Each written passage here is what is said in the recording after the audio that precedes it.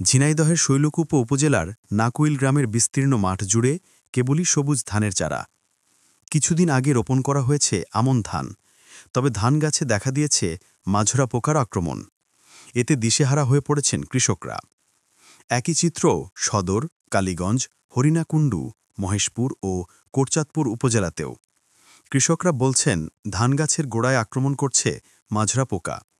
এতে অনেক গাছ শুকিয়ে সাদা হয়ে যাচ্ছে, ফলে ব্যাহত হচ্ছে ধানের স্বাভাবিক বৃদ্ধি। বারবার কীটনাশক স্প্রে করেও মিলছে না কার্যকর ফল।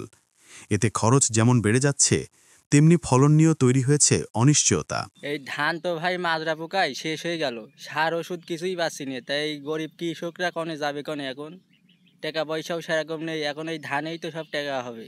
তাছাড়া তো এই সার ওষুধ তো দিতেও পারবে না ধান যদি না হয়। এই মাজরা পোকায় মাঠকে মাঠ সব শেষ হয়ে গেল। আমার 7 বিঘে জমি ধান, আমি দুবার ওষুধ দিয়েছি, ওষুধই কোনো কাজ হচ্ছে না। আর মাথাটা পুড়ে গিয়েছে, এখন 20 মণকে ধান হবে কি তাই সন্দেহ। এই যে আমরা গরিব মানুষ, এত খরচ করিয়ে যদি কিছু না হয় তাহলে আমরা কোনে যাবো? সার ওষুধ কিছুই পাওয়া যাচ্ছে না। এর প্রধান রোগ আছে মাজরা পোকা।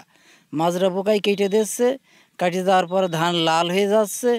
আমরা কোনো এর বিধি ব্যবস্থা খুঁজে পাচ্ছি না। কৃষি কর্মকর্তাদের কাছে বারবার অভিযোগ।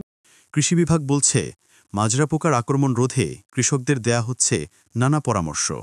আমন মৌসুমে মাজরা পোকার আক্রমণ দেখা দিয়েছে। দেখা দেওয়া মাত্রই আমরা কৃষকদের মাঝে লিফলেট বিতরণ করেছি, এছাড়া পার্চিং সম্পন্ন করেছি, এছাড়া কৃষকদেরকে নিয়ে উপসহকারীর মাধ্যমে উঠান বৈঠক সম্পন্ন করেছি। পাশাপাশি আমরা মাঠে যাচ্ছি, দেখছি যে পরামর্শ প্রয়োজন আমরা সেদিকে দিচ্ছি।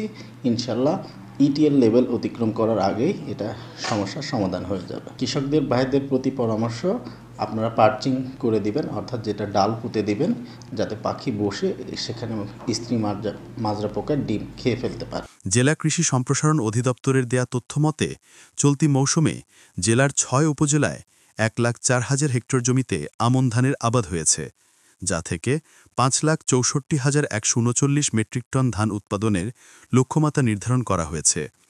Bashir Ahmed, SN Bangla News, Jhenaidah.